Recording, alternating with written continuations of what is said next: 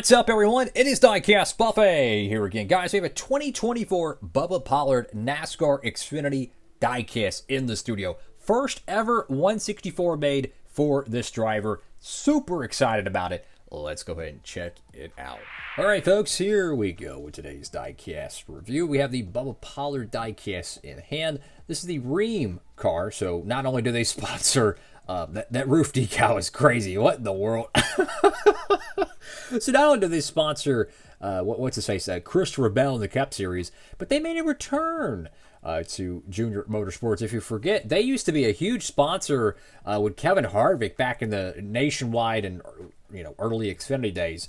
They were on his car quite a bit. So you got kind of a gray, kind of a steel pattern here, which is this background effect behind the red 88. Now, I would have preferred a little bit more red because I feel like the packaging already has plenty of the gray and black. So that's one small design choice I would have liked to seen is a different color here. But I understand it's a part of the paint scheme.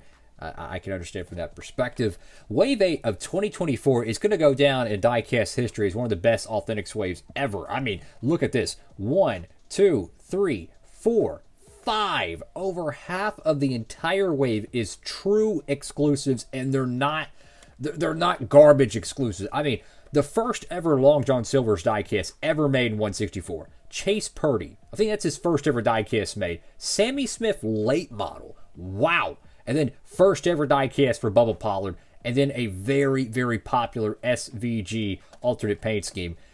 Amazing diecast wave. If you see this car in your stores, I highly recommend picking it up. I'm going to go ahead and carefully open it up now. All right, folks, here we go with today's diecast review in a brand new paint scheme in the studio. Just when you couldn't tell it was a Rheem car, I hope you could tell now with the gigantic stop sign on the front of this diecast here. That is pretty remarkable. With naturally this being a NASCAR Authentics exclusive diecast, there is no window print. So some people like that, some people don't. So there's no window print there. Go over here to the front of the diecast. You have this really crazy paint scheme where like certain portions of it is like it's different on each side, and I'm already getting Kyle Busch vibes because it was 2018 or 2019, and like half the car was like one color and the other half was, I don't know, it was, a lot of people didn't like it. I thought it looked pretty cool, but that's what it reminds me of here. How like this side panel is black and this side panel is gray, and then it has kind of a reverse effect with the gradient. That is a really cool design job. Got number 88 right there. Junior Motorsports, Simpson, ARP, Sunoco. Even the splitter is two-tone. Bro, that's trippy. Look at that front end. That is crazy, gang. I have never seen, in all the years I've collected diecast, a half-tone splitter. That is a first. I am not going to hold you. Wow. That is interesting. So let's go over here to the left side of the diecast. Now, I will say, though, I'm glad they actually used some of the retail space here on the car. Unlike the Christopher Bell paint schemes, all they do is put a Rheem logo here, and they leave this whole side panel on the next-gen car bare, right? That's kind of what they did multiple times in, I think it was 2022, 2023, and heck, I want to say even 2024. But naturally, they actually made the paint scheme cover more ground. So I give them a W for that. Got the 88 right there. Got your red little stripe that kind of goes down, then it comes back up. Got your American Ethanol Ring Exalta, Bubba Pollard. Now, I'm not really sure, I don't really know much about this driver. I'm just going to keep it 100% honest with you. But I remember watching this car race. I think it was New Hampshire. I could be tripping on this. I think it was New Hampshire 2024. And they were talking about, I think he's a late model driver. I could be tripping on that. Maybe he races the Cars Tour. I don't really follow those, so just keeping it a stack. But from my understanding, he's a pretty darn good driver, right? So you got the B post decal there. I'm going to try to zoom in a little bit so in case you're curious what it has. There we go. Got, what is it, American flag there. Got safety clean, something, SEM, and Z-Max. Interesting. The contingency panel got chopped. Got Xfinity Series, got a NASCAR race car, Comatic Arrowhead Brass, and Goodyear.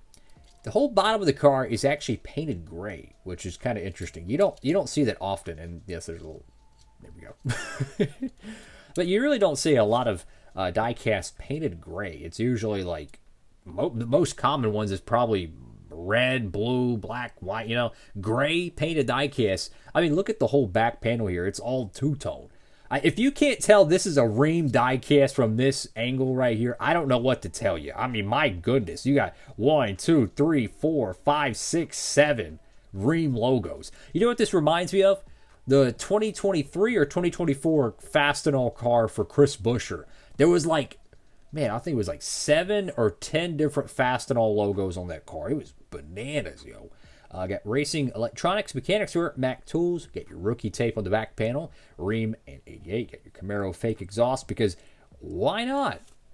Go over to the right side of the diecast, and just in case you're curious how different the cars are, I'm going to turn it around to the other side. So I'm going to focus there, and you can see it there. So naturally, the black portion right here behind the 88 is definitely different, and the black right here that goes across the B and A pillars is different. Really cool design, honestly. I didn't notice this when I saw the diecast renders, and that's why diecast reviews, in my opinion, are so important for collecting, because you get to see diecast in hand. Like, there's probably some people that are like, okay, I really don't care about this paint scheme, but when you really get to see the details like this, like a two-tone splitter, that's actually pretty cool. It gives you a glimpse into the detail of the paint schemes. And I know I've watched other diecast reviews before, and I'm like, dang, that's a really cool car. Now I want one, So I think that's really, really good about diecast reviews, is it gives you kind of a, just a walkthrough of the different paint schemes, because the diecast renders, this is all you see, right there. That's all you see on the most diecast renders, or just this, right? You don't get to see every single angle of the car. But with a review, you get to see how it looks when it comes out of the factory. So this right here is one of the most trippy roof decals I have ever seen. I'm going to be honest with you. I think this would have probably looked a little bit better. Just putting the Rheem.com there, maybe in red font, put a box around it. I don't know. I'm going to be seeing this in my sleep. Freaking Rheem logos. That's pretty cool. Hey, if it gets people to talk about it, that's good marketing. So I got to give them a thumbs up for that. That's good marketing. I'm going to go ahead and set this diecast down for a moment. We're going to show another diecast that's in this wave I just recently picked up. And let me tell you, it is absolutely amazing. Guys, if you see this diecast as well in your local stores, this is the 2024 SVG Wendy's Frosty car. Pick it up. It's in this wave right here. Pick it up. These are 2 true exclusive Xfinity diecasts.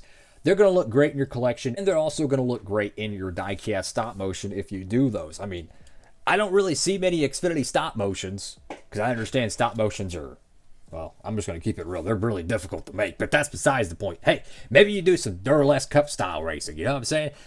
Xfinity diecasts will look cool as well. So thank you all so much for watching the video. Make sure to like, comment, and subscribe. We should have some new stuff coming in probably this week. Maybe not. I don't know. Depends when I get this video out. Hopefully we'll have another diecast haul coming in soon. I would have gotten the Long John Silver's car, but they didn't have it on the shelf. They didn't have the Chase Purdy, so someone went down there. I think they bought the Sammy Smith. They bought the Chase Purdy, and they didn't buy they bought these two and bought that one. They didn't buy these. There was 2 SVG cars, and I think that's the double of this wave. I could be tripping on that, but there was 2 of them. So if it's not the double, then they had 2 waves of this stocked.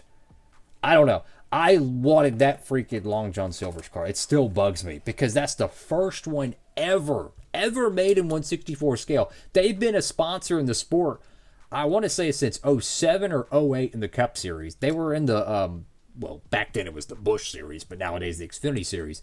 But they were a sponsor with FRM for, oh my goodness, the longest amount of time.